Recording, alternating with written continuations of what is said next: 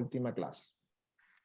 Bien, habíamos quedado en el punto en el cual Napoleón Bonaparte, a raíz de su participación en el sitio de Toulon, cuando descubrió que el emplazamiento de la artillería podía ayudar a hacer que la flota británica se retirara del puerto y de esta manera las fuerzas revolucionarias pudiesen ocuparlo, él llevó a cabo la operación militar que contribuyó a conquistar ese punto donde estaban emplazadas esas baterías, a instalar las baterías de la República Francesa en ese sitio y por lo tanto hacer que la Marina Británica se retirara del sitio. Hoy vamos a ver qué sucede con Napoleón Bonaparte entre los años de 1794 y 1795, que son años de espera para Napoleón, son años de poca actividad. Pero hay un incidente, hay una situación muy particular en la que se verá involucrado Napoleón, una situación en la que él simplemente tratará de aprovechar todo lo que sucederá a su alrededor y aprovechará evidentemente el mando y la confianza que le darán los jerarcas de la convención, que en ese momento era el gobierno que detentaba el poder de la Revolución Francesa, y aprovechará esa situación en un modo para él excelente y para la historia quizás en un modo no muy brillante, porque siempre Napoleón ha sido juzgado por esto, ya lo vamos a ver más adelante, pero por ahora vamos a describir qué sucede con Napoleón en estos años de 1794, 1795 y 1796. Son años de espera, son años en los cuales la situación de Napoleón quizás se puede considerar que está un poco estancada y él mismo lo ve de esa manera.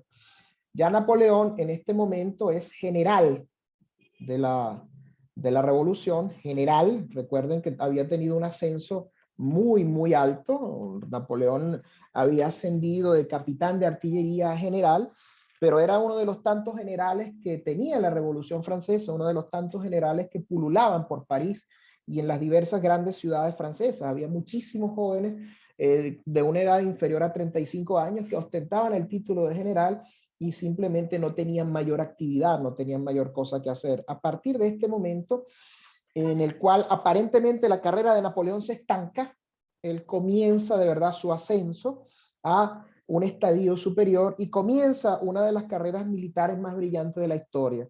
Este primer éxito de Napoleón en el sitio de Toulon no debe ser visto como el inicio de una carrera militar necesariamente brillante. En el caso de Napoleón sí lo será, pero no necesariamente, como lo dije, para todos los generales o los jóvenes generales que había en ese momento en la Revolución Francesa, iba a ser de esa manera. En la época del terror, en este momento, año de 1794, gobernaba Maximilien Robespierre. Robespierre es considerado el hombre más sanguinario de la Revolución Francesa. Recordemos que el directorio de la Revolución establece un comité de salud pública para prácticamente acabar con los enemigos de la Revolución. Y Maximilien Robespierre, como miembro de este comité de salud pública, comienza a ascender porque es un hombre que posee unas virtudes como ciudadano íntegra, se considera un ciudadano intachable, pero desde el punto de vista del poder, Robespierre lo aprovechará de un modo muy particular para desatar una de las fases más sanguinarias de la revolución, conocida como el terror, en el cual muchísimas personas que se oponían a la revolución, que eran monárquicos o que simplemente eran sospechosos de actuar contra el directorio, de actuar contra el Comité de Salud Pública o de simplemente tener una actitud un tanto no acorde con los preceptos revolucionarios, eran condenados a morir en aquel famoso instrumento precisamente popularizado por la Revolución Francesa, la guillotina, que simplemente decapitaba a los condenados a muerte. Por cierto que este también será el fin de este caballero Robespierre. ¿Ok? Napoleón se había ganado la confianza de Robespierre y de su hermano, que eran quienes detentaban el poder, quienes eran los hombres que detentaban la máxima autoridad en el directorio. Esto le significó a Napoleón ser nombrado jefe o general en jefe de la artillería del ejército revolucionario francés en Italia. Este será el primer contacto de Napoleón con lo que a posteriori será su viaje a Italia, su ida a Italia para comandar los ejércitos revolucionarios. Este primer avance, en el cual se nombra jefe de la artillería del ejército de Italia, es un nombramiento importante porque le iba a permitir familiarizarse con la geografía de este país, en el que él llevará a cabo quizás una de las más grandes campañas militares de la historia, en la clase de del miércoles, hablaremos de esta brillante campaña de Napoleón y de cómo levantó un ejército que prácticamente estaba formado por harapientos y al que no le pagaban desde hacía muchísimo tiempo. Levanta un ejército que será capaz de poner en jaque a las fuerzas austríacas, las fuerzas del Imperio Austrohúngaro, que en ese momento eran uno de los mejores ejércitos, una de las mejores fuerzas armadas de Europa.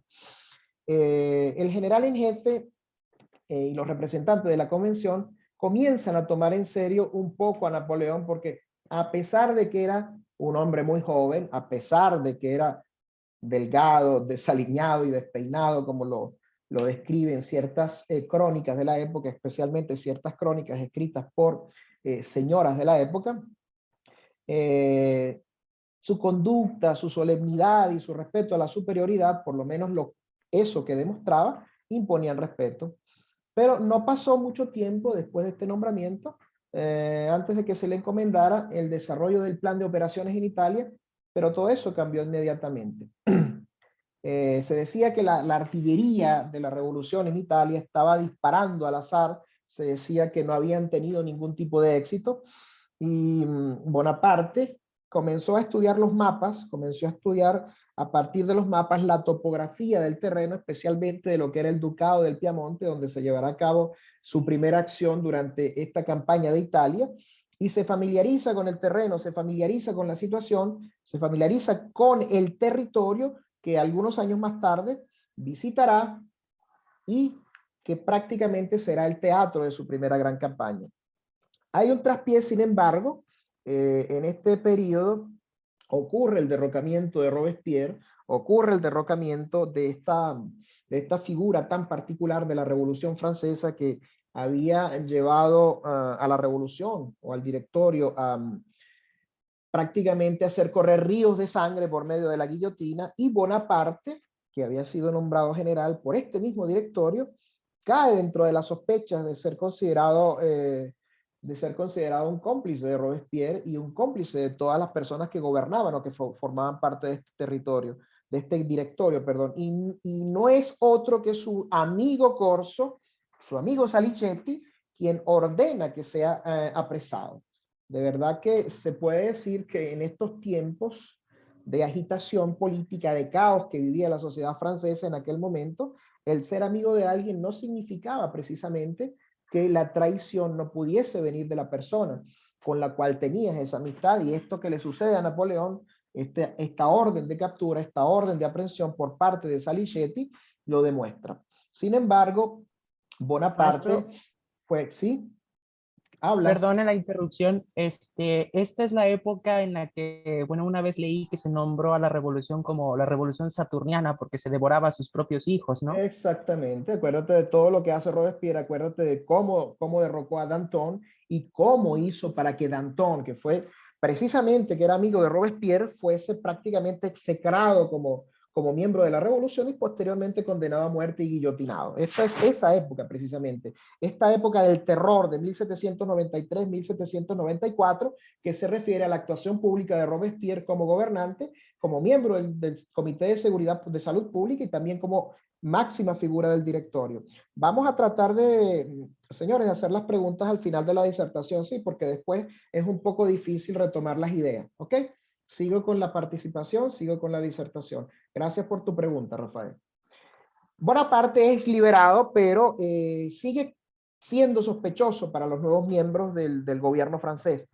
En 1795, las autoridades de la convención, que es el gobierno actual de la revolución para este periodo, lo apartan del ejército de Italia, lo apartan de esa carga que le había dado el directorio, que le habían dado los generales adictos a Robespierre, y lo destinan a una zona del sur de Francia, pero Napoleón rechaza ese destino, rechaza esa orden, porque simplemente no quería participar en esa situación, no quería participar en ese frente. En ese frente se estaba librando una especie de guerra de guerrillas entre los partidarios de la revolución y los monárquicos, y a él le interesa más el frente italiano. ¿Por qué? Porque tendrá la oportunidad de combatir al ejército austrohúngaro, tendrá la oportunidad de combatir a los enemigos de la primera, a los que forman parte de la primera coalición que se levanta contra la Revolución Francesa, y tendrá la oportunidad también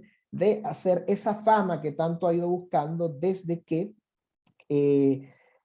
salió de Córcega definitivamente y se estableció en Francia. Ya en este momento, 1795, no se puede hablar de un Napoleón corso, de aquel joven corso que había estudiado en la Escuela Militar de Brienne, a la que llegó a los 9 años de edad.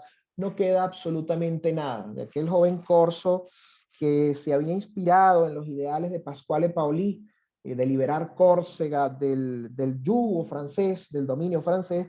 No queda absolutamente nada. Ya Napoleón es un ciudadano francés en todos los aspectos y simplemente no se puede decir que Napoleón estuviese al servicio de la revolución. Simplemente Napoleón usará la revolución, se servirá de la revolución, que será su trampolín para llegar a ser primer cónsul de Francia, después cónsul único y por último emperador coronado en el año de 1804.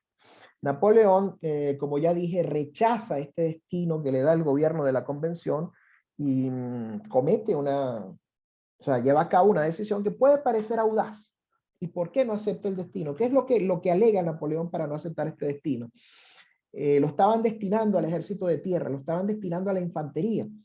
Y Napoleón dice, no es mi arma, yo no pertenezco a la infantería, yo soy un efectivo de artillería. Y también no estaba dispuesto, como ya lo dije, a cambiar un gran teatro de operaciones, como el teatro italiano, por una guerrilla, por una guerra de guerrilla. Sin embargo, otros generales como Kleber y José, que fueron generales grandes en lo que fue la conquista de Bélgica por parte de las tropas revolucionarias, sí lo habían hecho. Napoleón simplemente lo que busca es mantener su independencia de criterio, mantenerse como un hombre al servicio de la revolución, pero no completamente adepto y completamente partidario de la revolución. En este caso trata de mantener como una especie de distanciamiento de la revolución, porque trata de mantener confianza en sí mismo, pero a la vez tiene una lucha interna para no rebelarse completamente contra la convención. A pesar de todo, a pesar de no haber aceptado esta situación, su situación económica es muy difícil. No tiene prácticamente dinero porque no está recibiendo ningún tipo de paga. Es un general que tiene su uniforme, pero no recibe un sueldo, no recibe un salario porque simplemente no tiene una misión que cumplir, no está llevando a cabo ninguna misión y por eso no recibe ningún tipo de paga, no recibe ningún tipo de emolumento. ¿Quién lo mantiene en ese momento? Su hermano José Bonaparte. Su hermano José, que con el paso del tiempo será una figura muy importante en las guerras napoleónicas y en toda Europa.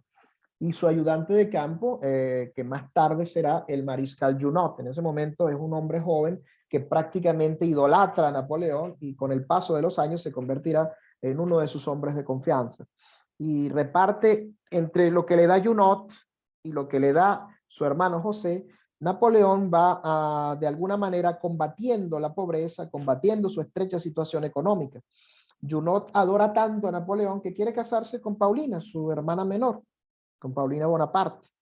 Pero Napoleón en una de sus, por así decirlo, salidas, en uno de sus comentarios, en los cuales él solía utilizar digamos, ese lenguaje tan descarnado con el que solía decir las cosas, le dice a Junot, no puedes casarte con mi hermana porque tú no tienes nada, ella no tiene nada y nada más nada es nada. ¿De qué van a vivir? Este mes este año de 1795 y particularmente el mes de septiembre de 1795 es un mes muy duro para Napoleón, porque esa negativa de aceptar el destino al que lo estaban enviando lo indispuso contra todos los ministros de la convención. Su uniforme, digamos, de general, como no tiene dinero para mandar a confeccionar otros uniformes, porque ni siquiera eso se podía hacer en ese tiempo debido a que la convención tampoco tenía un presupuesto muy, muy grande como para pagar altos sueldos que permitiesen a los generales o que permitiesen a los oficiales estar mandando a hacer o a confeccionar uniformes a cada momento. Napoleón gira por las calles de París con un uniforme raído, prácticamente descuidado, polvoriento, ¿no? Al mismo tiempo frecuenta camarillas de personajes un poco particulares y entre estas idas y venidas de estas camarillas estos salones, por así decirlo, Napoleón conocerá a un personaje muy importante que de alguna manera, dentro de algunos años, cambiará su destino. No es otro que Paul Visconde de Barras. Este señor será muy importante en la vida de Napoleón. ¿Quién era Barras? Barras llegará a ser en algún momento el hombre más poderoso de la convención. Era un hombre de una vida disoluta completamente. Era un libertino, según las crónicas de la época. En algunas crónicas se le llega a tachar incluso de bisexual. Y Barras, de alguna manera, hará que Napoleón concerte su primer matrimonio, de lo cual también vamos a hablar. El hecho de conocer a Barras hará que el destino de Napoleón cambie. Y comienza Napoleón, a pesar de estas expansiones, de esta pequeña vida social que hace, de comenzar a frecuentar estas camarillas y estos sitios en donde pulula esta gente de todos los tipos, sigue experimentando ese sentimiento amargo de fracaso. ¿Qué sucede con Napoleón? Napoleón es una persona de una gran volubilidad, es una persona recia, una persona de un carácter muy complejo, pero también es una persona de un carácter hasta cierto punto derrotista y hasta cierto punto pesimista, y cuando no suceden cosas importantes que lo hagan cambiar su situación, se siente deprimido, se siente frustrado, y en más de una ocasión se dice que llegó a expresar deseos de suicidarse. ¿Por qué? Porque por lo menos en las situaciones anteriores, como en Tolón, había estado en un punto muerto, pero llegada a una cierta circunstancia, había sabido aprovechar los elementos a su favor y había usado todas las situaciones para cambiar su destino y para poder hacerle ver a quienes tenían a su alrededor y a quienes podían hacer que su destino también cambiase, su talento, su capacidad de trabajo y sus conocimientos. En este momento no estaba ocurriendo nada de eso. Napoleón no estaba en una situación en la que pudiese remontar el vuelo, en la que pudiese salir de donde se encontraba, y se encuentra como estancado. Llegó incluso a considerar, según sus biógrafos, la posibilidad de ponerse al servicio del Imperio Otomano, porque en ese momento el Imperio Otomano estaba solicitando oficiales de artillería y oficiales de infantería en Europa, y los otomanos poseían un gran poderío económico y ofrecían muy buen sueldo, muy buenos emolumentos a los militares europeos que quisiesen entrar al servicio del Gran Turco. Pero, ¿qué sucede? Napoleón siempre sintió atracción por Oriente, estuvo incluso a punto de aceptar esa oferta, pero el azar, la fortuna, el destino, o como que quisiéramos llamarlo, juega de nuevo a, a favor de Napoleón y no va a Turquía, no se pone al servicio del Imperio Otomano. ¿Por qué? Porque la oficina topográfica del ejército francés reclama sus servicios, lo emplea, y así se desvanece esa posibilidad de ir a servir al Imperio Turco. Al mismo tiempo, simplemente Napoleón comienza un poco a trabajar de nuevo, comienza a recibir dinero, comienza su situación a cambiar, y todo esto derivará simplemente en que él vaya a llevar a cabo una situación, vaya a emplear un nombramiento que le dará la convención, en el cual cometerá un acto repudiado por la historia, pero que hará cambiar también su situación como general y lo colocará prácticamente en la mirilla de todos. 21 días más tarde de este hecho, de la caída digamos, del hecho de haber sido Napoleón empleado por la oficina topográfica del ejército, comienza a sucederse algo dentro del gobierno de la convención. Ellos iban a necesitar un general de gran energía, un general decidido para enfrentar una situación muy difícil. ¿Qué es lo que sucede? ¿Cómo se desenvuelven esos hechos? Barras y Tallien son ahora las personas que gobiernan en Francia. Estaban obligados a cambiar de régimen. ¿Por qué? Porque tenían que mantener el gobierno de la convención para intentar no volver a las épocas precedentes, a las épocas del terror y a las épocas de la anarquía. Estaban tratando de darle estabilidad al gobierno y de llevar a la revolución hacia un puerto seguro, dejando atrás el caos, dejando atrás la anarquía, dejando atrás la inestabilidad, porque se necesitaba una estabilidad interna fuerte para poder combatir al enemigo externo que por varios frentes amenazaba a Francia, a saber, Inglaterra, el Imperio Austrohúngaro, España y también Prusia. Esta gente quería evitar, el gobierno de la conversión, que los monárquicos, que la derecha monárquica, que a pesar de haber ya perdido a su rey Luis XVI, que fue guillotinado en 1792, seguían demasiado activos. Estos señores no podían llegar al poder. ¿Y qué es lo que se hace? Nada garantizaba que las elecciones que se fuesen a llevar en ese momento a cabo tuviesen un resultado favorable a los republicanos debido a esa gran actividad que tenían los partidarios de la monarquía. ¿Qué es lo que sucede? Los republicanos idean una estrategia para que la nueva asamblea tenga un mayor número de republicanos y evitar que los monárquicos accedan al poder teniendo mayoría. ¿Qué es lo que se hace en este momento? Se vota una ley que hace que prácticamente 2/3 de esta nueva asamblea tendría que ser elegida entre miembros de la primera convención, la que había estado en auge cuando gobernaba Robespierre. Esto serviría como para ganar algún tiempo. Fue considerada, por supuesto, una medida arbitraria por parte de los monárquicos y se desatan una gran cantidad de protestas en París. Estos grupos de derecha, por así decirlo, como los llaman los historiadores, los primeros historiadores de la revolución, estos grupos promonárquicos comienzan a agitar, no solamente en París, sino en toda Francia. Comienzan a agitar, comienzan a organizar revueltas, y la única situación que queda, el único recurso que le queda a la convención es recurrir al ejército. No hay un solo general en París que sea considerado apto para reprimir estos levantamientos, para reprimir estas revueltas, y adivinen ustedes a quién recurrirá la convención. La convención recurrirá a los servicios de Napoleón Bonaparte, expresamente por recomendación de Barras. París se levanta completamente, como ya dije, contra estos decretos de los 2/3 y comienza una serie de situaciones muy, muy particulares que prácticamente amenazan con socavar el orden. Barras fue nombrado fue nombrado por la convención, encargado de sofocar estas revueltas, pero Barras necesitaba a alguien a su lado, necesitaba a una persona que tuviese los conocimientos militares adecuados para poder iniciar el dispositivo que detuviese completamente esta revuelta.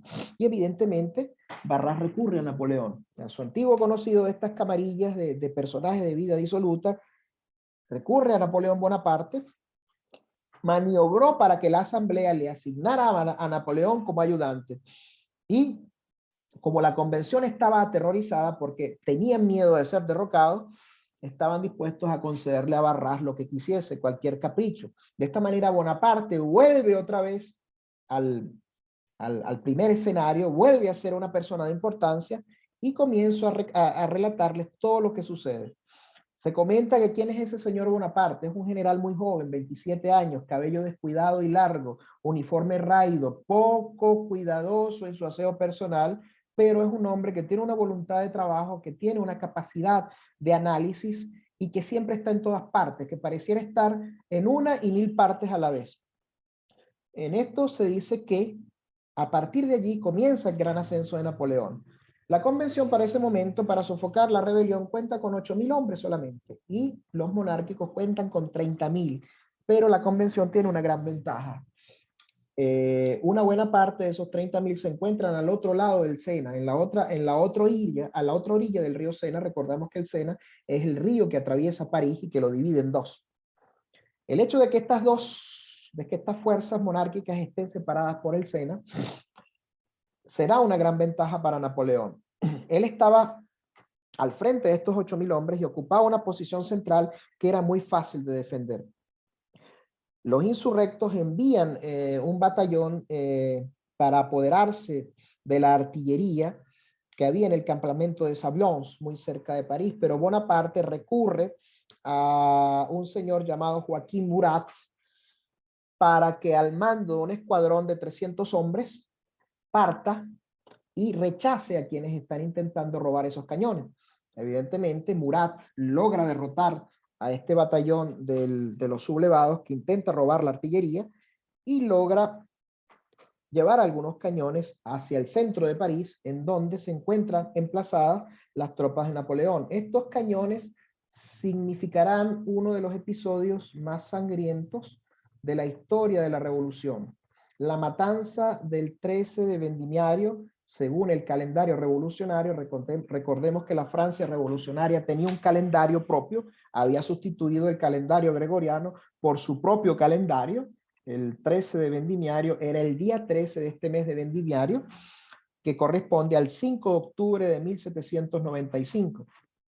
Bonaparte es el comandante de la guarnición de París y hizo a punta de cañonazos fusilar a los rebeldes monárquicos en la escalinata de la iglesia de Saint-Roch. Y esta es quizás uno de los que se considera uno de los crímenes más grandes de la historia de la Revolución Francesa. Muchos historiadores han presentado a Napoleón como un carnicero, lo han presentado como un personaje oscuro que sin piedad ordenó ametrallar a las multitudes de monárquicos, de rebeldes que intentaban enfrentarlo, y que en vez de enfrentarlos con armas convencionales como las bayonetas o los sables, simplemente los mató a cañonazos. Hay muchas diferencias sobre cuántos cañonazos, cuántos disparos pudieron haber efectuado las baterías mandadas por Napoleón. Hay quienes dicen que se cansó de ordenar disparos a mansalva, hay otras personas que dicen que no efectuó más de 5 disparos. Lo cierto del caso es que esta matanza horrible prácticamente sella el destino de Napoleón, lo lleva a convertirse en una especie de héroe disponible para la revolución, sin ser un revolucionario convencido. ¿Y qué fue lo que llevó a cabo Napoleón? Simplemente una acción que le hizo ponerse en buena situación, que lo llevó a colocarse en una situación muy, muy ventajosa y muy positiva con el gobierno de la convención, y aprovechó la ocasión para distinguirse. No le importó para nada la cantidad de muertos que causó esta acción, simplemente le habían encomendado le habían dado una orden, le habían encomendado la defensa de París, y lo que hizo fue cumplir las órdenes que sus superiores le habían dado. Aquí Napoleón, independientemente, y esto a mi juicio, independientemente de la masacre, de esta masacre grotesca del día 13 de Vendimiario, 5 de octubre de 1795, más allá de la cantidad de personas que pudiesen morir, de la cual no se tiene una cifra muy exacta, hay quienes dicen 2.000, otras 1.500, otras hablan de 700 u 800, Napoleón simplemente hizo dos cosas que lo ayudarán a que el gobierno de la convención lo vea con buenos ojos: cumplir órdenes y defender a ultranza una plaza que prácticamente significaba un punto de inflexión, como un antes o un después, para el gobierno de la convención. Si esta plaza era tomada por los revoltosos, evidentemente el gobierno de la convención hubiese caído. Esto cambia completamente el destino de la revolución y cambia el destino personal de Napoleón. Como ya dije, aprovechó la ocasión para distinguirse, y a partir de ese momento se gana un mote, se gana un apodo no muy hermoso dentro de la jerga militar francesa, y comenzará a ser conocido como el general Vendimiario. ¿Por qué? Por esta acción que había llevado a cabo durante este mes. Es un general que ahora comienza a ser temido, comienza a ser admirado, aparte de su gran capacidad de trabajo, aparte de su gran capacidad de análisis, también por la rapidez de las decisiones que toma. Simplemente tomó las decisiones que había que tomar para defender la plaza, y lo hizo de una manera positiva, independientemente del resultado en la cantidad de víctimas. Paul Barras le confirma en su grado y le pone al frente del ejército del interior. Ya Napoleón se puede decir que tiene un pie en el estribo del caballo del destino, del caballo que lo llevará a ser, el caballo del destino que lo llevará a ser uno de los más grandes militares de la historia y que lo llevará a ser emperador de Francia. La carrera de Napoleón en este momento comienza un ascenso vertiginoso que simplemente será detenido en 1815, cuando Lord Wellington lo derrota en la famosa batalla de Waterloo, pero de eso hablaremos mucho más adelante. Lo que viene en este momento Lo que viene a partir de 1795 serán 20 años en los cuales Napoleón irá en ascenso y llegará a convertirse en el árbitro de los destinos de Europa y uno de los más grandes militares de la historia, que evidentemente cometió errores como todos los grandes generales y los grandes estrategas, pero que fue un hombre que prácticamente sentó las bases de la Europa moderna y de la Europa actual.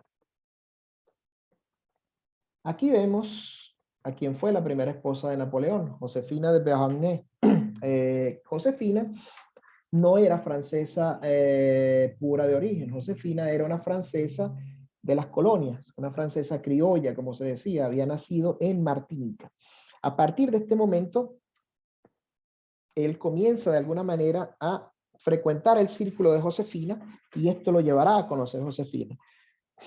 ¿Qué es lo que intenta Napoleón a partir de este momento? Controlar el ejército. Los conflictos callejeros y las tareas policiales no le gustan para nada. Y Bonaparte, debido a su cargo de general del ejército del interior, o tiene muchas reuniones con los miembros del directorio encargados de los asuntos militares, y Napoleón habla sobre la situación de Italia. Y las noticias que están llegando a París en ese momento de Italia no son muy alentadoras, no son para nada positivas. Y al mismo tiempo la convención acaba de tomar una decisión muy particular, que es la de tomar Bélgica. Y esto la llevará a volver a tener conflictos severos con Inglaterra. Inglaterra sobre todo era enemiga de Francia, no tanto por el envío de tropas al continente, sino por el bloqueo naval que establecía a los puertos franceses, sobre todo en el norte de Francia. Bonaparte le decía a los miembros del directorio, de la convención, si estuviese allí, los austríacos serían derrotados muy pronto. Y Carnot, que es el jefe del hombre de la convención encargado de esta situación, le dice, usted irá a Italia y será comandante del ejército de Italia, simplemente espere su turno. Y este sueño iba a convertirse en realidad. Este sueño será una realidad para Napoleón. Y también Barras lo mira con muy buenos ojos después de la actuación que había tenido en las jornadas del 13 de Vendimiario. Y Tolón y Vendimiario, la situación del sitio de Tolón y la masacre del 13 de Vendimiario no son los únicos buenos lazos, los únicos puntos de encuentro que tienen estos dos caballeros, Barras y Napoleón. También está esta señora, Josefina, que es para ese momento amante de Barras. Como ya dije, Josefina para ese momento tenía 32 años, era una criolla, una francesa criolla de la isla de Martinica. Su padre había tenido una plantación en la isla, en ese momento era viuda, tenía 2 hijos, no poseía una gran fortuna, y esta mujer será una de las mujeres, digamos, cuya actuación dentro de la sociedad de París prácticamente será una de las más importantes. Los historiadores de la época la describen como una criolla graciosa y complaciente. Un historiador, Vainville, dice que es peor que bonita, o sea, que es una mujer extraordinariamente atractiva y agraciada. Y su marido, el general Beauharnais, había sido guillotinado precisamente durante la época del terror de Robespierre. Napoleón contó más tarde a sus amigos que en una ocasión el hijo de Josefina, Eugene, su hijo varón, había ido a pedirle que le permitiera conservar la espada de su padre, y tras serle concedido, el hijo había alabado el trato exquisito del general Bonaparte, y Josefina había querido de alguna manera conocerlo y darle las gracias, pero no se había podido llevar a cabo esa situación. Lo cierto es que Napoleón seguramente la había visto en sus continuas visitas a los salones donde se llevaba a cabo la vida social del París de aquel entonces. Seguramente había topado con Josefina, se había encontrado con ella, quizás se había encontrado con ella evidentemente en la casa de Barras, en los tiempos en que Josefina había sido su amante, pero no habían tenido un contacto muy cercano. Napoleón se convirtió en un asiduo de la casa de Josefina.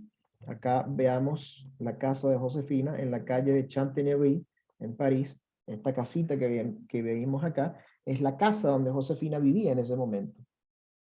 Napoleón hasta ese momento no se había preocupado mucho por sus relaciones con las mujeres. Había tenido muchas muchas escaramuzas, por así decirlo, pero no había sido precisamente exitoso en sus relaciones con el sexo opuesto. Comienza Napoleón a interesarse en Josefina y evidentemente esto lo llevará a enamorarse perdidamente de ella. Josefina lo enamora por muchas cosas, porque es una mujer que domina los hábitos mundanos y poseía un conocimiento perfecto de la vida sensual, algo que Napoleón no poseía. Pero Josefina tenía una desventaja, carecía de dinero, a pesar de estar muy bien relacionada y muy bien conectada dentro de la sociedad de París. Barras, que ya se había cansado, que ya se había dejado de Josefina, le aconsejó a Napoleón que se casase con ella. Josefina tenía 32 años, Napoleón en ese momento tenía 26 o 27, y se dice que ambos modificaron sus edades para poder llevar a cabo el matrimonio, o para que la diferencia de edad de 6, 7 años no se viese como algo tan fuerte. Y este matrimonio, según palabras de Barras a Napoleón, le daría consistencia a su carrera militar y le daría una base firme para poder seguir actuando y seguir obteniendo los favores del gobierno. Por lo tanto, el matrimonio se celebró, el matrimonio se llevó a cabo, porque de hecho era el destino de Napoleón, y este matrimonio se lleva a cabo el día 9 de marzo de 1796. Napoleón tiene 26 años para ese momento y Josefina tiene 32. A partir de este momento, la vida de Napoleón cambia completamente, da un giro completo y ya deja de ser el joven general que no tiene ningún tipo de misión que cumplir, ya deja de ser el hombre que continúa visita los salones parisinos en busca de alguien que le asigne una misión o que se fije en él, porque ya tiene una base sólida. Está casado con una mujer que está muy bien conectada con el gobierno y tiene un gran protector que es Paul Barras. Bien, señores, quisiera escuchar sus comentarios después de haber hablado durante 41 minutos. ¿Alguien tiene algo que comentar? ¿Alguien tiene algo que preguntar? ¿Alguien tiene algo que agregar? Quisiera escuchar sus opiniones, sus comentarios. Sí, profesor. ¿Cuánto tiempo estuvo preso Napoleón? Muy poco tiempo, estuvo preso menos de una semana. Ok.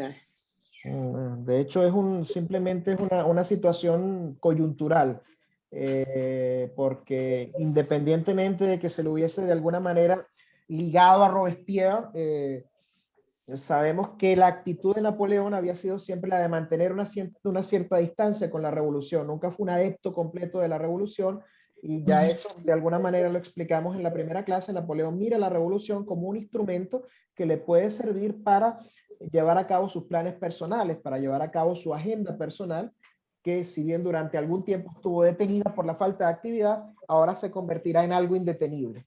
¿Ok? ¿Alguna otra pregunta, Gabriela?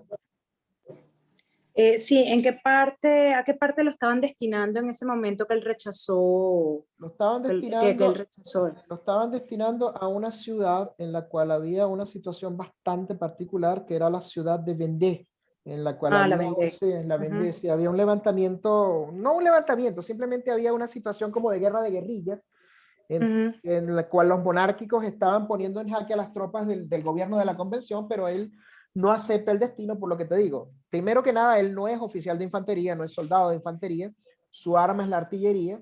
En segundo lugar, un teatro de operaciones tan endeble, tan insignificante, no ayudaría para nada a Napoleón a llevar a cabo sus planes. Simplemente lo que habría hecho es eclipsarlo más, mantenerlo más en una situación de inactividad, y por eso él prefiere seguir manteniéndose, digamos, a la expectativa, independientemente de la falta de dinero, de la estrechez económica, pero él siempre está a la espera de algo, y ese algo evidentemente llegó, porque Napoleón de alguna manera estaba destinado a tener un destino superior al resto de sus colegas generales, que en ese momento pululaban por París y pululaban por las principales ciudades de Francia, buscando una asignación o buscando una misión que le fuese asignada por el gobierno de la convención. ¿Algo más, Gabriela? No, muchísimas gracias. Alberto, ¿algún comentario? Gracias por tus comentarios, Gabriel. Bueno, es un comentario más que una pregunta. Definitivamente Napoleón era un tipo que no tenía códigos, ni ningún tipo de filosofía, ni seguía a nadie, ni tenía ningún ideal, ni se alineaba a ningún bando. Creo que es un oportunista clásico que nunca se supo, no se sabría realmente qué era lo que quería él dentro, digamos, la política de un país, sino él mismo. O sea, no se le ve que tenga una tendencia como algún político o algún líder que realmente lucha por algo. Yo creo que él no luchó nunca por nada, sino por lo que le convenía. Pero era un tipo definitivamente sin escrúpulos y sin códigos y sin ideales y sin nada. Bueno, de alguna manera hay algunos historiadores, sobre todo los materialistas históricos, que lo ven de esa manera. Ya yo voy a hacer un comentario al respecto, Alberto, pero me gustaría darle la oportunidad a Rafael de hablar. Rafael, desde México. ¿De qué parte de México nos sigue, Rafael? De la península de Yucatán, maestro, en De la el península de este del Yucatán. país. ¿Cómo no? Sí, sí, conozco el sitio, conozco México, he tenido la oportunidad de estar en México. Te escuchamos, Rafael. Bueno, yo quisiera aportar respecto a lo que el señor acaba de decir. Yo, la verdad, difiero casi totalmente de la opinión, porque a mí me Adelante, parece adelante. que Napoleón en este momento lo que él tenía que hacer era generar un posicionamiento correcto para él dentro de la política, para después poder demostrar sus ideas filosóficas como él lo haría ya cuando se convierte en emperador de Francia. Porque para este momento yo creo que sería cabal recordar el horror que había sufrido Francia recientemente con el caos casi anárquico que había representado el terror francés con Robespierre.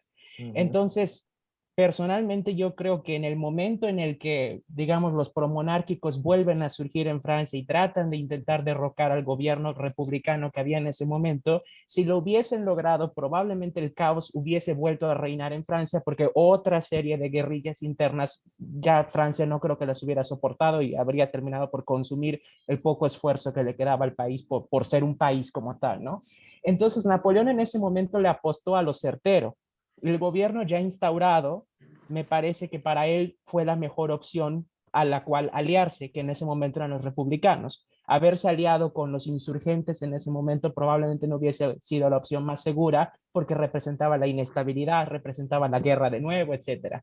Entonces él lo que planteó en ese momento era apoyar la estabilidad del país al apoyar a los republicanos para después él meterse dentro de la política republicana y comenzar a surgir, como ya luego usted nos explicará, pues a la cima de la pirámide política, ¿no? Pero la verdad no es que creo que no tuviese escrúpulos, sino que él veía las cosas pragmáticamente.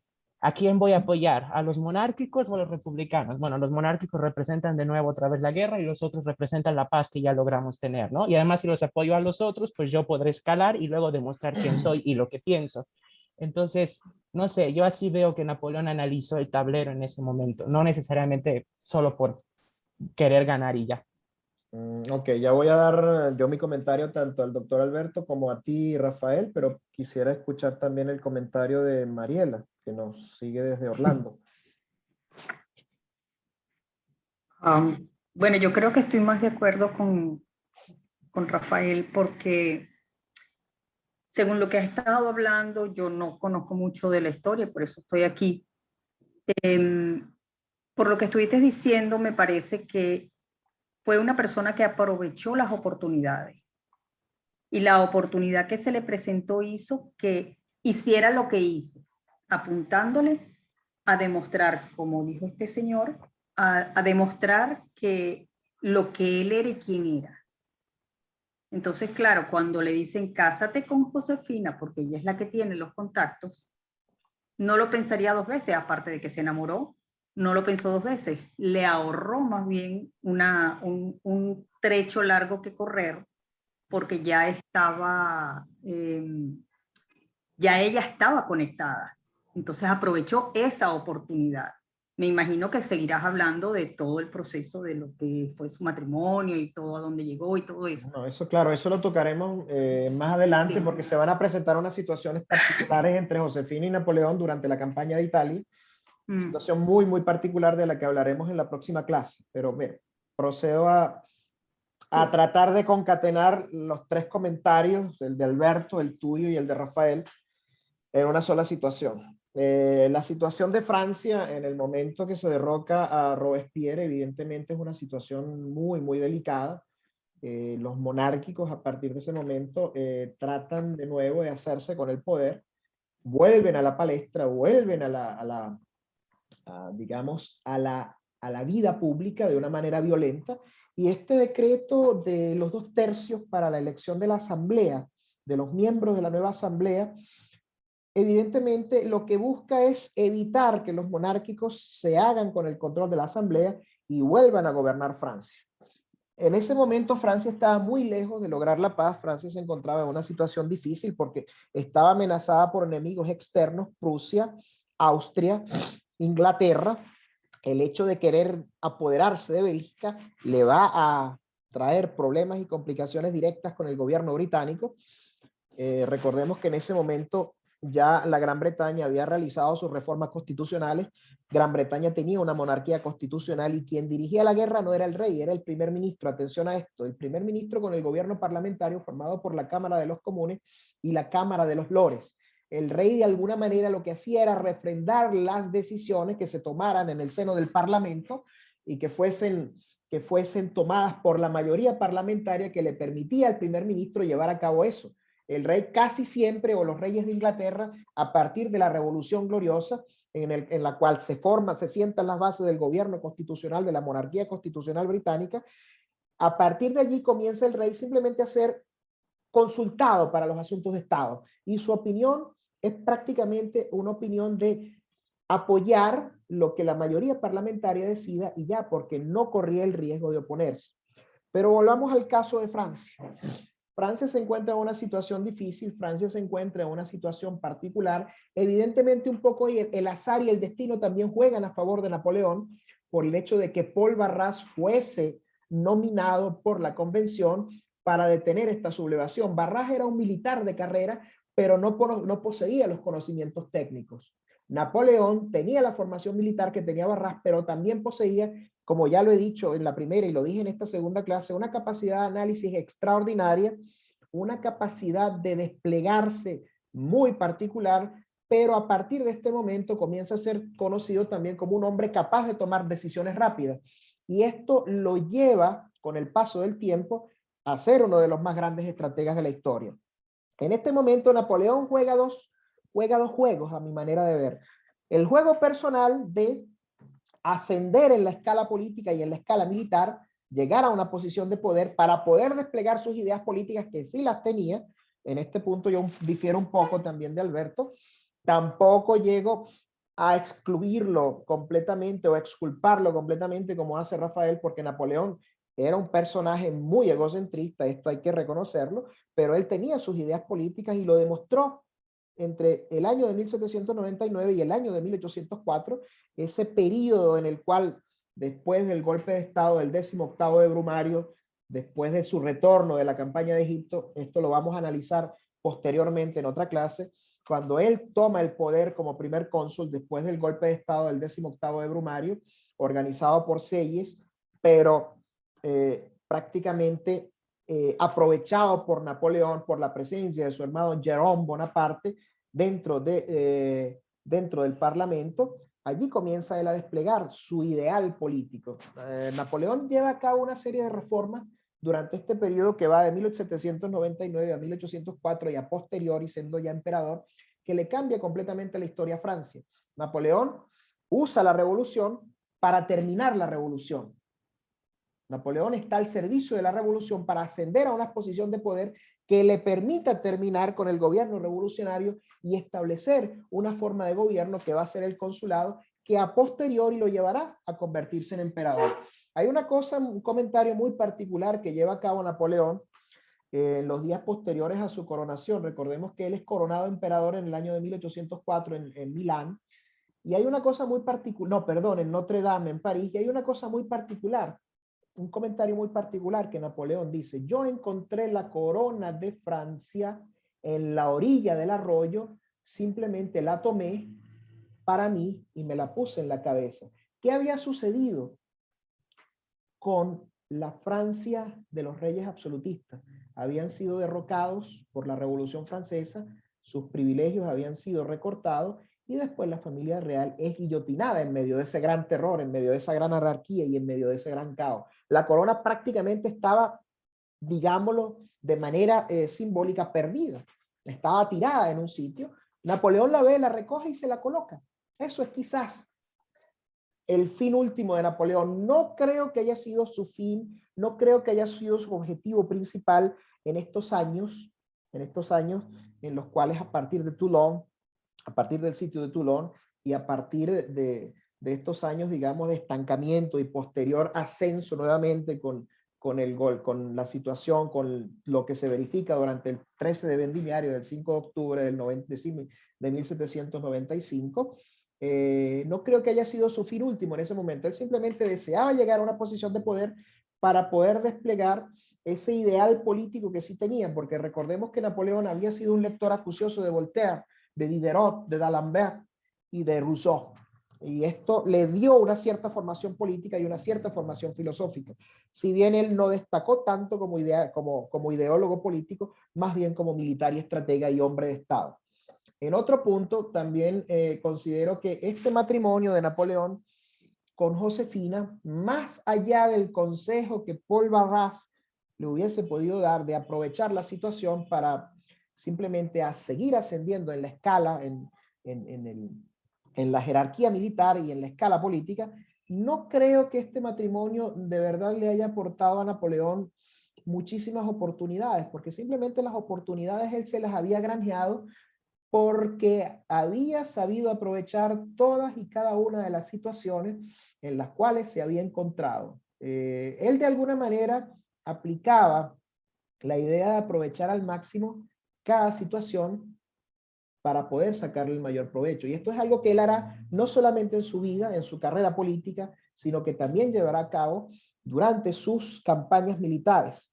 Batallas como Jena, como Auerstadt, como Austerlitz, como Borodino, conocida también como la batalla del río Moscova, son situaciones, son batallas en las que la brillante estrategia de Napoleón, debido a su rápida capacidad de toma de decisiones, de análisis del frente de batalla, de análisis de las posiciones de las tropas enemigas, lo llevan a aplicar aquella teoría de la que ya hablé en la primera clase, de concentrar todas las fuerzas máximas posibles en el punto débil de la posición enemiga para golpear con fuerza y rapidez y producir la derrota. Cuando ya veamos más adelante el desarrollo de estas batallas y analicemos de una manera más adecuada la estrategia y la táctica militar usada por Napoleón, veremos que de alguna manera existe un punto de encuentro entre la actitud de Napoleón ante las oportunidades que le presentó la vida y la actitud de Napoleón ante las situaciones militares. Era prácticamente el mismo personaje, utilizaba la misma estrategia, golpear rápido, usar las fuerzas, todas sus fuerzas para aprovechar al máximo la situación y tener éxito. Y respecto a que era un hombre sin escrúpulos, yo sí creo que era un hombre sin escrúpulos, porque si hubiese tenido escrúpulos, no hubiese llegado a donde llegó. Si hubiese tenido escrúpulos, simplemente hubiese sido uno más, un personaje secundario de tercer orden en la historia, y no hubiese sido el emperador Napoleón, hubiese sido simplemente el general Bonaparte, hubiese sido el personaje nacido en Ajaccio, en Córcega, hubiese sido un general secundario de la revolución. ¿Por qué? Porque en una situación de guerra, en una situación de conflicto, en una situación de caos social, de agitación política y de fermento como el que vivía la sociedad francesa en su momento, era necesario no tener escrúpulos para llegar a la cima y tener éxito. Y los hombres que llegaron a la cima durante la revolución, independientemente de que hayan sido guillotinados o hayan terminado asesinados, llegaron a esa posición simplemente porque no tuvieron escrúpulos, no tuvieron miramientos a la hora de demostrar quiénes eran, de aprovechar las situaciones y de hacer que cada situación que se presentase se volviese favorable, moviendo las piezas necesarias para que la situación fuese completamente favorable en todos los aspectos. ¿Cómo llegaron personajes históricos a ostentar el poder? Personajes históricos que hayan sido juzgados por la historia como buenos o malos, simplemente porque supieron aprovechar las situaciones que se les presentaron. Un ejemplo muy particular quiero citar acá Winston Churchill, Sir Winston Leonard Spencer Churchill, primer ministro británico durante los años de la Segunda Guerra Mundial de 1940 a 1945, sustituto de Neville Chamberlain. Fue un hombre que no tuvo escrúpulos a la hora de demostrar sus políticas y de maniobrar para llegar a ser nombrado primer ministro, porque se consideraba el hombre ideal para poder enfrentar la situación que vivía Europa en ese momento. Y durante muchísimo tiempo Churchill peleó prácticamente solo en Europa. Cuando los ejércitos alemanes conquistaron Francia, después de haber conquistado Polonia, después de haber prácticamente arropado toda Bélgica y Francia, después, una vez posicionado el ejército alemán en Francia, después recordemos que Hitler, a través de la batalla de Inglaterra, de los continuos bombardeos llevados a cabo por la Luftwaffe, intenta rendir, intenta quebrar la resistencia británica, y para llevar a cabo una resistencia solitaria como la que Churchill llevó entre 1940 y 1942 contra el poderío alemán en pleno auge, se necesitaba no tener escrúpulos. ¿Por qué? Porque la cantidad de bajas que durante esos bombardeos afrontó el pueblo inglés, estamos hablando de quizás 40 o 50.000 personas que murieron durante esos bombardeos, para poder afrontar todas las derrotas que el ejército británico tuvo en sus distintas expediciones. No eran necesarios los escrúpulos no era algo que le hubiese servido a Churchill para eso. Traigo a colación otro detalle muy, muy oscuro en la vida de Churchill, como todos los grandes líderes, como todos los grandes hombres de Estado han tenido. La flota francesa, una vez que Francia había sido dominada por las tropas alemanas, por la Wehrmacht, la flota francesa se había refugiado en África del Norte. Recuerden que había dos Francias, una Francia completamente ocupada por los ejércitos alemanes y una Francia que había de alguna manera erigido un gobierno títere de los alemanes, que era la Francia no ocupada, que estaba comandado por el mariscal Pétain, cuya capital residía en la ciudad de Vichy. Esa flota francesa servía a esta Francia no ocupada, y Churchill, para evitar que los alemanes pudiesen usar esos buques en un golpe de mano contra la Armada Británica del Mediterráneo, simplemente tomó la decisión de bombardear esos buques y de destrozarlos en el puerto donde se encontraban. ¿Se necesitaban escrúpulos para eso? No eran necesarios los escrúpulos. Churchill, a quien la historia ha juzgado siempre como un hombre positivo, como un hombre que hizo grandes aportes, también tuvo su lado oscuro. Y en guerra es necesario tomar decisiones oscuras, tomar decisiones que nunca, en la mayor parte de los casos, no van aliadas con lo que es la buena conducta o con lo que la historia o los cánones sociales juzgan como positivo, para simplemente poder hacer algo. Churchill también, debemos recordar, y me perdonan que me desvíe del tema de Napoleón, pero Churchill también tiene muchos puntos como este. Recordemos que una de las batallas más desastrosas para los aliados durante la Primera Guerra Mundial fue el desembarco de Galípoli. ¿Quién fue la persona que decidió llevar las tropas británicas a desembarcar en Turquía? Turquía, que era un aliado de los alemanes en ese momento. Fue Churchill, que para el año de 1915 era el primer lord del almirantazgo, y simplemente él presionó al gobierno para que se invadiese Turquía. ¿Y qué sucedió en la batalla de Galípoli? En el desembarco de Galípoli fue quizás el más grande desastre militar en la historia de Gran Bretaña, antes de Dunkerque, antes de que las tropas expedicionarias británicas quedasen arrinconadas en el norte de Francia por las tropas de la Wehrmacht durante el fin de la campaña de Francia en 1940. Los escrúpulos no son necesarios para los hombres de Estado, porque si se tienen escrúpulos, no se toman decisiones. A veces simplemente hay que ponerse las vendas, tomar la decisión y ejecutarla, porque con escrúpulos no se llega a ningún lado, por lo menos en política y en decisiones militares en tiempos tan difíciles como la Revolución Francesa, la Primera o la Segunda Guerra Mundial. Esa es mi manera de ver. Escucho sus comentarios. Quizás Maestro, dígame. si me permite agregar un comentario más. ¿Cómo no? Adelante, Rafael. Relacionado con esto último que acaba de decir, yo también sobre otro personaje histórico que fue Pedro I de Rusia. Por Dios, claro, ¿cómo no? Recuerdo algo que leí sobre él en una de sus, me parece que en su primer viaje a Europa ya continental, Ujú. él se entera que existe un intento de rebelión por parte de la Guardia Real del zar. Entonces él regresa. Los Streltsy, ¿cómo no? Claro. Ajá. Y Conozco ese entonces él episodio. regresa hacia Moscú y según recuerdo uno de los castigos que él implementó para evitar que otra rebelión surgiera es que mandó a colgar, perdón, los cadáveres de los rebeldes en las puertas y en las ventanas del Kremlin. Entonces, para servir como una amenaza a todos aquellos que se quisieran rebelar otra vez contra él. Y pues, por más detestable que pudiera parecer esa acción, si él no hacía eso, otra rebelión hubiese ocurrido y Rusia no se hubiese podido reformar como él la llegó a reformar, ¿no? Entonces, pues sí, a veces esa brutalidad es un poco necesaria cuando se trata de instaurar la historia. Exactamente, es necesario hasta cierto punto no tener escrúpulos. Y Pedro I de Rusia, o Pedro el Grande, no tuvo escrúpulos a la hora de llevar a cabo las reformas que quería implantar a la nobleza rusa. Esas reformas que buscaban modernizar a la sociedad rusa y esas cosas que él había visto durante su primer viaje a Europa continental, esa expedición que lo llevó que lo llevó a Bélgica, que lo llevó a Holanda y que posteriormente lo llevó a Inglaterra, en donde aprendió tantas cosas. Él simplemente quería trasladar eso que había visto a la sociedad rusa. Un episodio muy particular de la vida de Pedro el Grande, o de esas decisiones, o de esos intentos de reforma, es el hecho de que los nobles rusos solían usar barbas muy largas, y Pedro establece un impuesto muy alto para aquellos nobles que no quisiesen cortarse la barba y vestir a la manera occidental.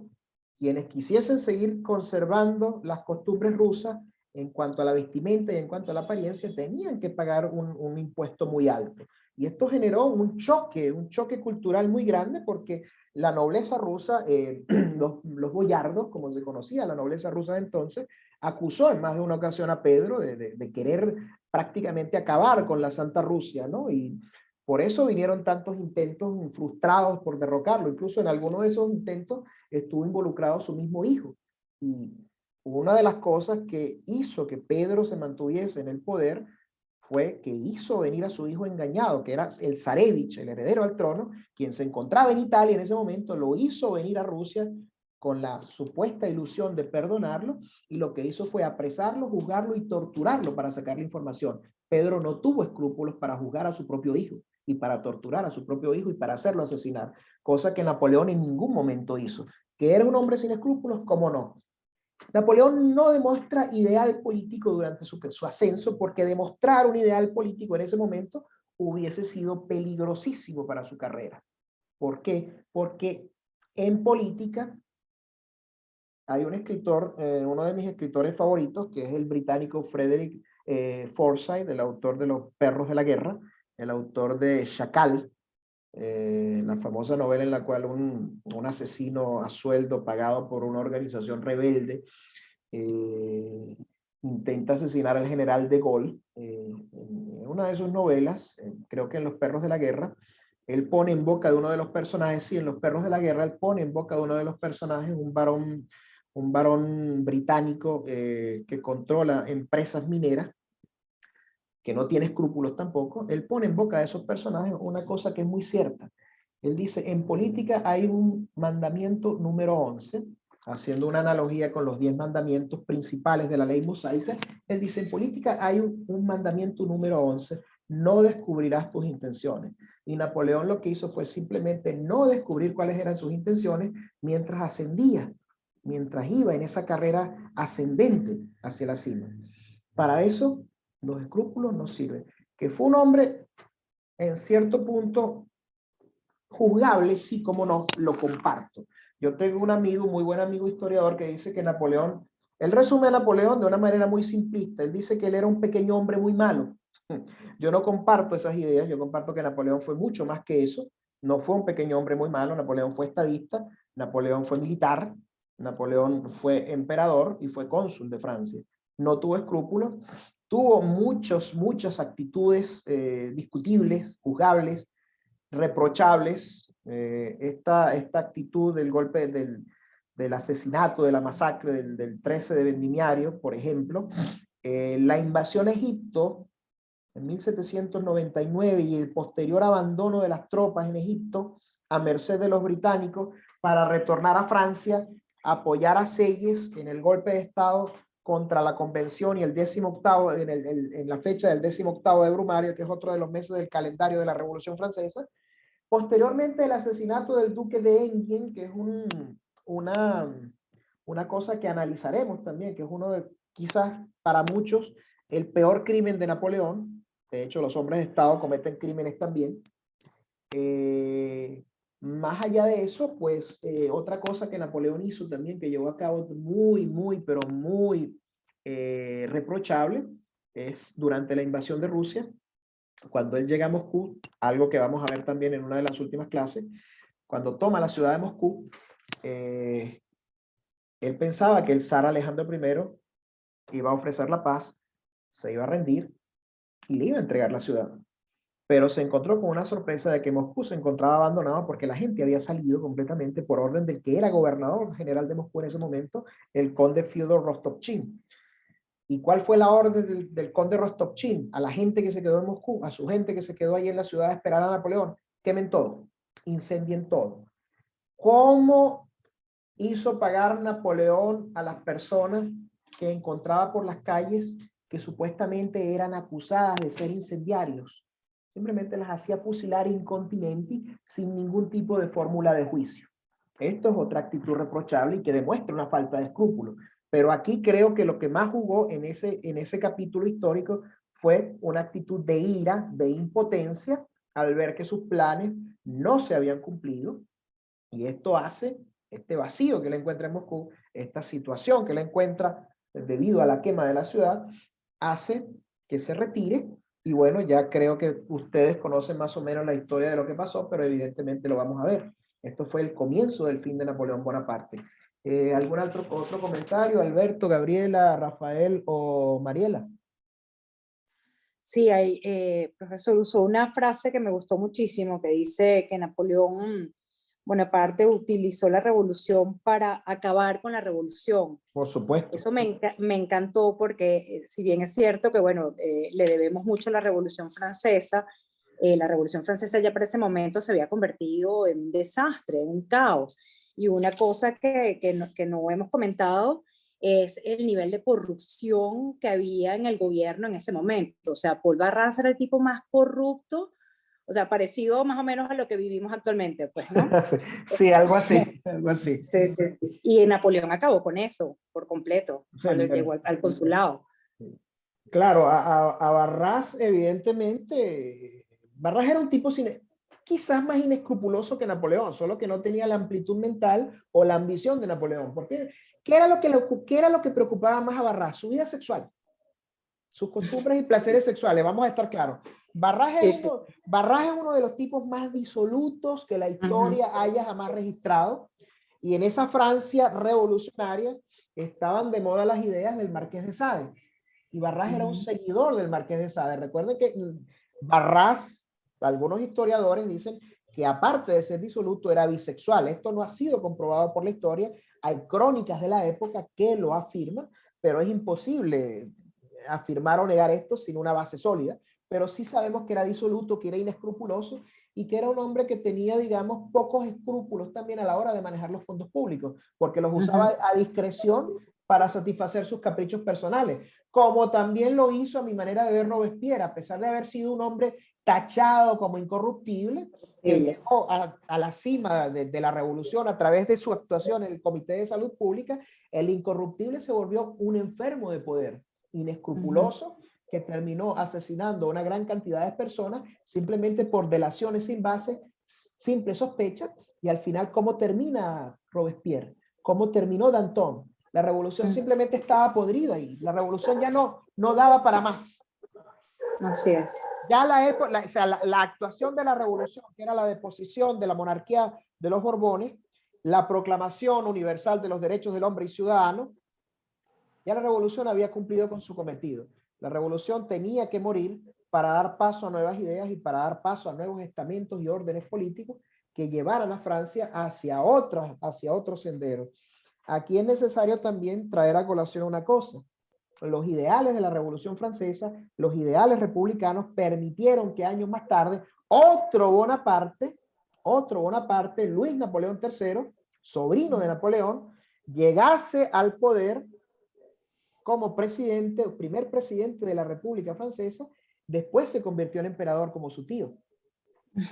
Y hay tres etapas en el gobierno de Luis Napoleón III, que son la etapa autoritaria, la etapa, digamos, de las reformas, y después una última etapa liberal en los años cercanos ya a su derrocamiento, allá por 1871, 1870, no recuerdo bien cuando él fue derrocado. Pero digamos que precisamente por esa falta de escrúpulos, los Bonaparte dejaron una huella profunda en Francia y en toda Europa.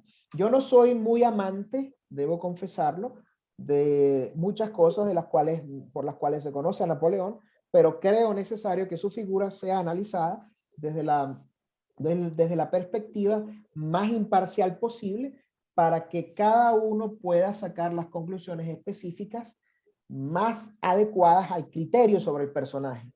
Cada quien forma sus conclusiones, se forma sus ideas acerca del personaje, y a partir de eso es el objetivo de estos cursos, que cada uno obtenga una conclusión a partir de hechos imparciales. A veces uno como profesor evidentemente pierde la imparcialidad porque uno siempre tiene una opinión muy personal sobre cada cosa, pero creo que eso es mi finalidad, eso es de hecho mi fin último con estos cursos, que cada uno de ustedes se haga una idea sobre qué fue Napoleón y sobre lo que hizo. ¿Algún otro comentario, señores? Gracias, Gabriela.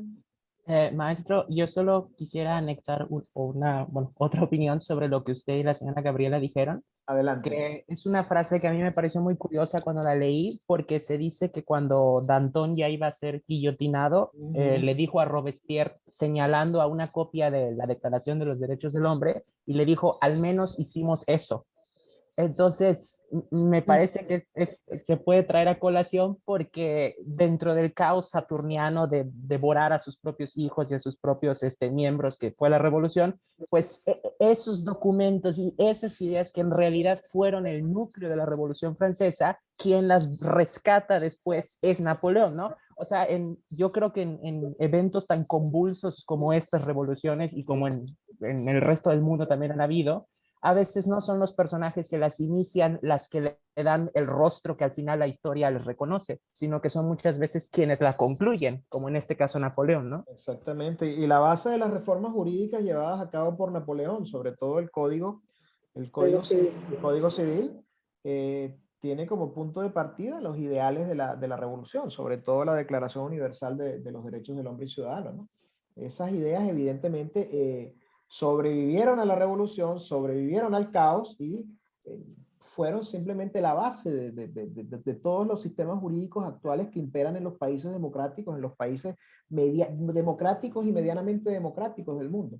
¿Y quién expande, quién lleva esos ideales de libertad, igualdad y fraternidad a la Europa de las monarquías absolutistas? Precisamente Napoleón, a través de sus conquistas y a través de sus movimientos militares y a través de la gran armée, de la gran armada, del gran ejército, como es conocido el ejército francés de ese periodo, de 1804 hasta 1815.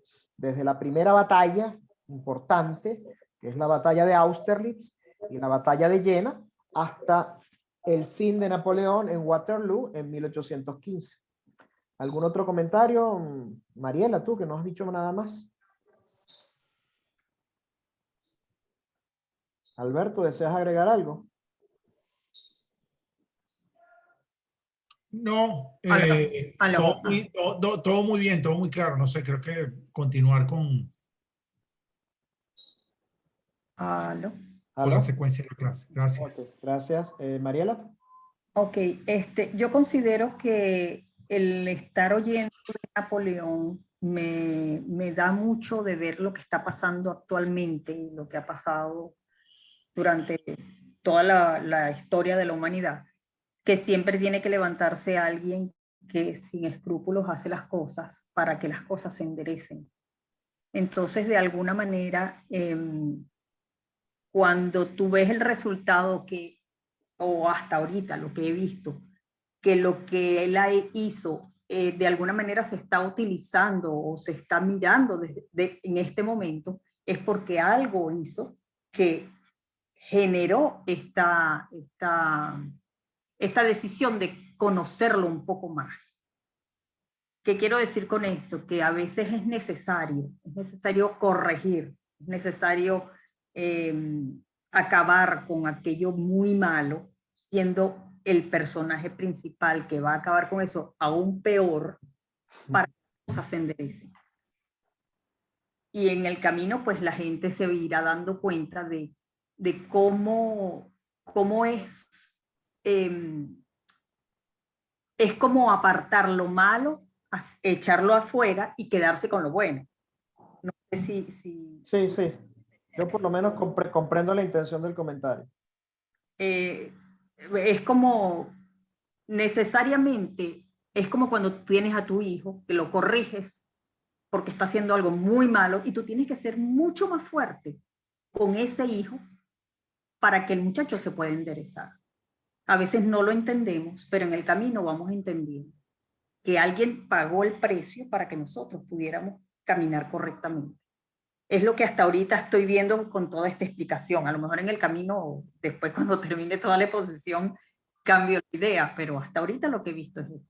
Bueno, la idea de la historia es precisamente reflejar estos actos, reflejar este tipo de situaciones para que la gente las conozca. Napoleón es una persona sobre la que casi todo el mundo ha oído hablar, pero que muy pocos saben realmente quién es o qué hizo. Exactamente. Por eso es que estamos en preparación. Es verdad.